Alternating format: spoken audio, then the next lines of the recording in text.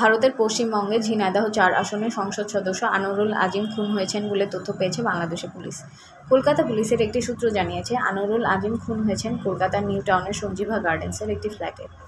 আনোয়ারুল আজিম ঝিনাইদহ ৪ আসন থেকে পরপর ৩ বার নৌকা টিকিটে সংসদ সদস্য নির্বাচিত হন। ঝিনাইদহের কালীগঞ্জ উপজেলার নিশ্চিন্তপুর গ্রামের বাসিন্দা আনোয়ারুল আজিম পশ্চিমবঙ্গে যান ১২ই মে। পরদিন থেকে চিকিৎসকের কাছে গিয়ে আর ফেরেননি জানিয়ে ১৮ই মে কলকাতা বরাহনগর থানায় একটি সাধারণ ডায়েরি করেন গোপাল বিশ্বাস নামে স্থানীয় এক ব্যক্তি।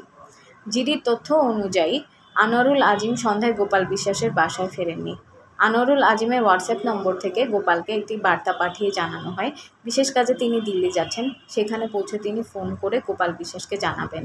গোপাল বিশ্বাসের ফোন করার দরকার নেই। পরে ১৫ই মে স্থানীয় সময় সকাল ১১টা ২১ আনোয়ারুল আজিমের নম্বর থেকে হোয়াটসঅ্যাপে আরেকটি বার্তা আসে।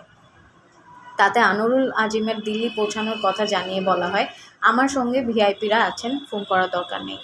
আনোয়ারুল আজিমের নম্বর থেকে একই বার্তা বাংলাদেশে তার বাড়ির লোকজন এবং ব্যক্তিগত সহকারীকে পাঠানো হয়। গত মঙ্গলবার কলকাতা পুলিশের উপকমিশনার অনুপম সিং সাংবাদিকদের বলেন, আনোয়ারুল আজিমের বিষয়ে এখনও কোনো কিছু তারা জানতে পারেনি। ভারতের কেন্দ্রীয় গোয়েন্দা দফতর বলেছে, গত ৪-৫ দিনে আনোয়ারুল আজিমের মুঠোফোন ২ বার সচল হয়েছে। আসাম ও উত্তরপ্রদেশে এগুলোর অবস্থান দেখা গেছে। এর মধ্যে আনোয়ারুল আজিমের মেয়ে মুমতারিন ফেরদৌস বাবার খোঁজে ভারতে গেছেন বলে পারিবারিক সূত্রে জানানো যায়। এমন অবস্থার মধ্যে আজ তার মরদেহ উদ্ধারের খবর আসে। স্বরাষ্ট্রমন্ত্রী বলেন, ভারতীয় পুলিশ আমাদের নিশ্চিত করেছে এমপি আনার খুন হয়েছেন, তবে তদন্ত শেষে সবকিছু জানাবে বলে জানিয়েছে। অনেকে এই ঘটনার মূল কারণ ও আনুমানিক অঙ্কন করেছেন।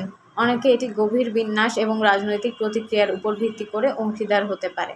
আপনাদের মতামত এবং প্রতিক্রিয়া জানাতে কমেন্ট করুন এবং আমাদের চ্যানেলটি সাবস্ক্রাইব করতে ভুলবেন না। ধন্যবাদ।